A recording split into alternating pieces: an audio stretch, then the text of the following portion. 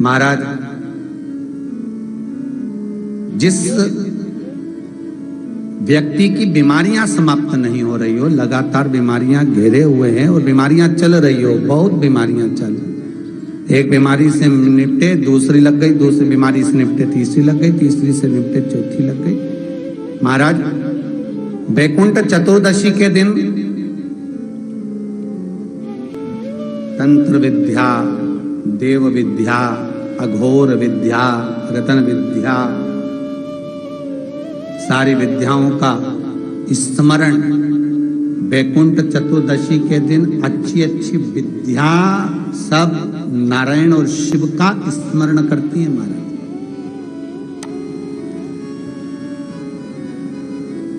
भगवान विष्णु और भगवान शंकर का स्मरण, अच्छी अच्छी विद्या। तो शास्त्र कहता है जिसको बहुत रोग हो, एक रोग मिटा दूसरा चालू, दूसरा रोग मिटा तीसरा चालू, तीसरा रोग मिटा चौथा चालू, चौथा रोग मिटा पांचवा चालू, बहुत रोग से ग्रस्त है, कुछ ना करिए, एक काम करिए, 7 काली मिर्ची लो, 5 लौंग लो और 5 बमोल के कांटे, बमोल के वृक्ष के जो कांटे होते हैं, अगर बमोल के वृक्ष के कांटे ना मिले तो गुलाब के कांटे ले लो। कांटे लेकर उसको एक लाल पोटली में, एक लाल कपड़े में, छोटे से टुकड़े में उसको बांधकर, जो व्यक्ति बीमार है उसके ऊपर से हरि और हर का, भगवान शंकर का मूल मंत्र का स्मरण करकर, अगर कोई मंत्र ना हो महाराज, तो श्री शिवाय नमस्तुभ्यम और ओम नमो भगवते वासुदेवाय, इसका स्मरण कर आप 21 बार उतार कर उसी व्यक्ति के सामने बाहर, घर के बाहर उस पोटली को जला दीजिए। उसकी धुआं उस जीव को लगने जो निरंतर बीमार पड़ रहा है, निरंतर।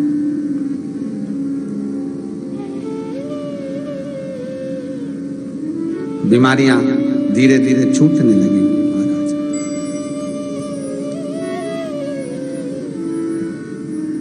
धीरे धीरे समाप्त। जिसको श्वास से जुड़ी हुई तरह प्रॉब्लम रहती है, दमे से जुड़ी हुई प्रॉब्लम रहती है, श्वास की बीमारी रहती है, या महाराज दिन रात खांसी चल रही हो, श्वास से जुड़ी हुई परेशानी चल रही हो, उसके लिए निवेदन है 7 लौंग पीपल के पत्ते पर रख लीजिए और घर के बाहर 5 दिए घी के लगा दीजिए। जिस व्यक्ति को श्वास ज्यादा चलती हो, खांसी ज्यादा चल रही हो, दमा भरा रहा हो, उसके लिए वैकुंठ चतुर्दशी का ये उपाय अवश्य करिए।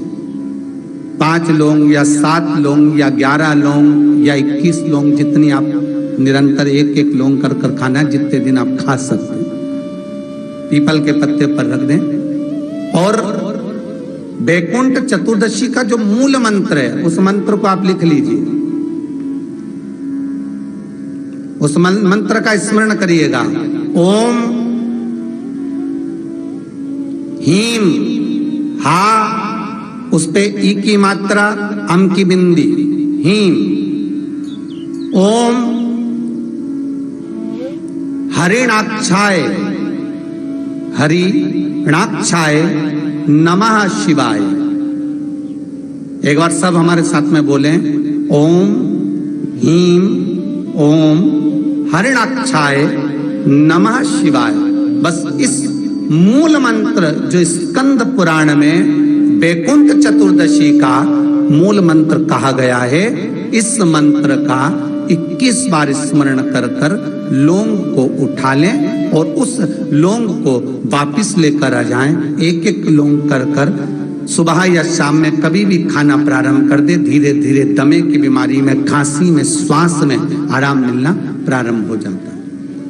पर इस मंत्र को वैकुंठ चतुर्दशी के दिन रात्रि को जब आप 11 बजे से लेकर 12:30 के बीच में, जब पीपल के पत्ते के ऊपर जब आप लौंग रखें, पीपल के पत्ते के ऊपर जब आप लौंग रखें, उस समय पर इस मंत्र का 21 बार स्मरण होना जरूरी है।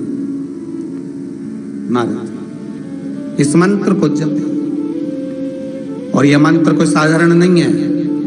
फिर निवेदन करेंगे। ये मंत्र जीवन का सुख देने वाला है। मैं उनके लिए भी कहूंगा जिनकी नौकरी नहीं लग रही, सर्विस नहीं लग रही, बहुत तकलीफ में, बहुत कष्ट में और खूब हाथ पैर पटक रही है, कहीं नौकरी लगी नहीं रही है, लॉकडाउन हुआ जब से तो घर में ही बैठे हो, महाराज उनके लिए भी है।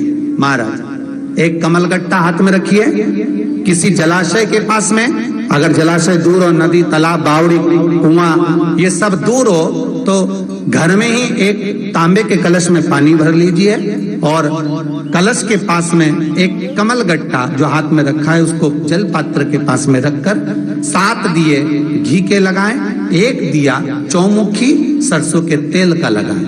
महाराज उसको रख लें और कमलगट्टा पास में रखकर जो मंत्र अभी आपको बताया, ओम हीम ओम हरिणक्षाय नमः शिवाय, इस मंत्र का जप करें 1 माला और अपनी कामना कर वो कमलगट्टा अपने साथ में रख लें। जब किसी एग्जाम को देने के लिए जाएं, जब किसी इंटरव्यू को देने के लिए जाएं, वो कमलगट्टा आपके साथ लेकर जाएं, आपको सफलता प्राप्त होगी। जब फॉर्म भरें तो उसको अवश्य,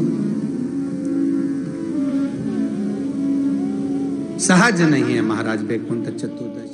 वीडियो पसंद आए तो लाइक और सब्सक्राइब करना ना भूलें। हर हर महादेव।